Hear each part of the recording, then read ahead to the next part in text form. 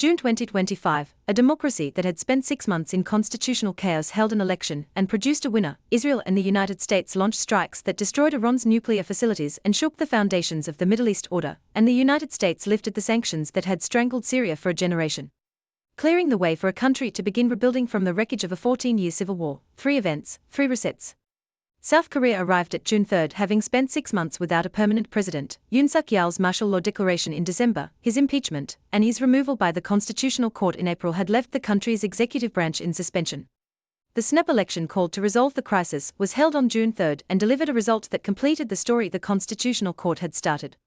Lee Jae-myung, the Democratic Party leader who had narrowly lost to Yoon in 2022 by less than 1 percentage point, won with 49.4% of the vote. His nearest rival, from the same People Power Party that Yoon had represented, received 39%. Voter turnout reached 79%, the highest since 1997. The country that had been thrown into chaos chose, with remarkable clarity, a direction. Lee's victory was not just a political comeback, it was a verdict on the 6 months that had preceded it. The Korean electorate had watched an attempt to impose martial law, watched the legislature block it at 1 in the morning, watched the courts remove a sitting president, and then walked to the polls in record numbers to choose his replacement from the party Yoon had spent his presidency opposing. The democratic system had been tested, the test had produced this. Lee entered the presidency facing a compressed set of challenges. North Korea remained the permanent variable. South Korea's alliance with the United States was operating under a Trump administration that had previously pressured Seoul over defense cost sharing. Relations with Japan carried the weight of historical grievance that every Korean administration must manage, and the economy export-dependent, semiconductor-driven was navigating a global trade war that had started in April. The international signal from June 3 was distinct from the domestic one. South Korea had experienced a constitutional crisis and resolved it through institutions, not violence, not military intervention, not popular upheaval. The timeline ran from martial law on December 4 to election on June 3, exactly 6 months, and at the end of it, democracy had a new elected president. The path was chaotic, the destination was legitimate. The lesson South Korea exported in June 2025 is the same lesson its constitutional court had announced in April. The institutions held, not perfectly, the crisis should never have happened, but when tested from the inside by a president who tried to dismantle them, they produced accountability. The country that went to the polls in June knew exactly what it was voting for. It voted for continuity with the constitutional order that had just survived. 9 time zones west, a different kind of reckoning was underway. In the early hours of June 13, Israel began an operation that would reshape the Middle East's nuclear landscape and drag the United States into a conflict it had spent years trying to avoid. On June 13, the Israeli Air Force launched Operation Rising Lion, 5 waves of airstrikes using more than 200 fighter jets against Iran's nuclear facilities, ballistic missile sites, and military infrastructure. The target list included Natanz, Iran's main uranium enrichment plant. Within hours, Israeli Prime Minister Netanyahu announced that the operation had set Iran's nuclear program back by years. Iran's supreme leader called it an act of war. Iran retaliated with hundreds of ballistic missiles aimed at Israeli cities. Israel's air defense systems intercepted the majority, but not all. The exchanges escalated over 11 days, with Israel targeting Iranian military commanders and nuclear scientists, and Iran striking Israeli military and civilian infrastructure. The conflict drew in regional proxies and activated American assets across the theater. On June 22, the United States entered directly, under the codename Operation Midnight Hammer. Minos Spirit stealth bombers dropped 14 bunker buster bombs on the Fordo enrichment plant, buried deep inside a mountain. Tomahawk missiles from a submarine struck Natanz and Isfahan. The US military had just destroyed the physical infrastructure of Iran's nuclear program. The American strikes were the culmination of a strategic calculation that had been building for months. The Trump administration had concluded that Iran was close enough to a nuclear weapon that the window for military action without unacceptable risk was closing.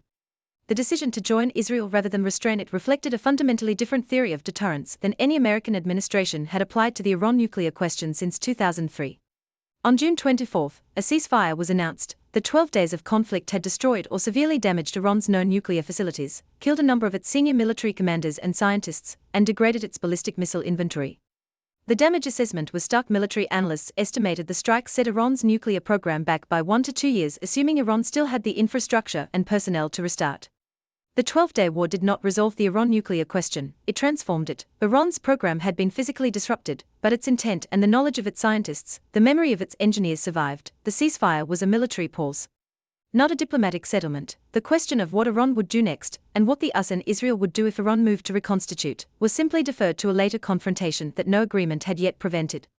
While the Middle East absorbed the shock of the 12-day war, in Washington, a quieter but equally consequential decision about the region was moving toward completion, one that had been building since December 2024, when the Assad regime fell and a question no one had answered for 14 years suddenly became urgent again. Bashar al-Assad had been removed from power in December 2024, in a lightning offensive by rebel forces that ended a 14-year civil war that had killed over 500,000 people and displaced 12 million more. The new Syrian government, fragile, contested, and facing the ruins of a country that had been systematically destroyed, inherited a state still strangled by the most comprehensive sanctions ever imposed on any nation.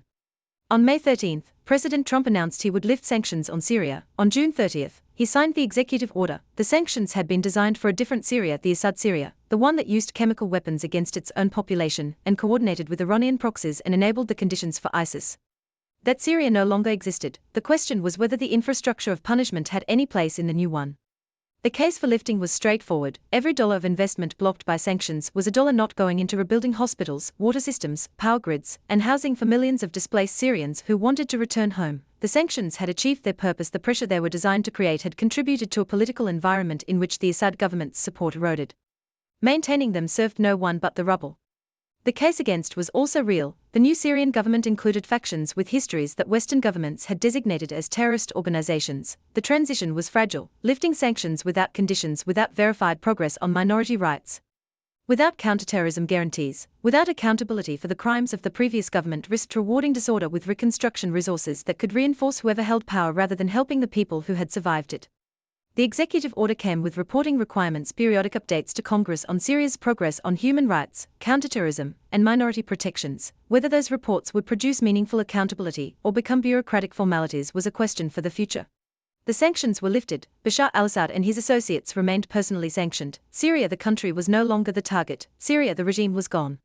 Syria in June 2025 was a country with its international straitjacket removed and a generation of rebuilding ahead. The international investment and reconstruction aid that sanctions had blocked could now theoretically flow, whether private capital would move into a politically unstable post-war country. Whether international institutions would engage was not guaranteed by the removal of legal barriers. The sanctions ending was the beginning of a different, longer test. 3 events, 1 month, a democracy completing its self-correction after a 6-month constitutional crisis, 2 countries destroying a nuclear program and calling it a ceasefire, and a country emerging from decades of sanctions into an uncertain reconstruction.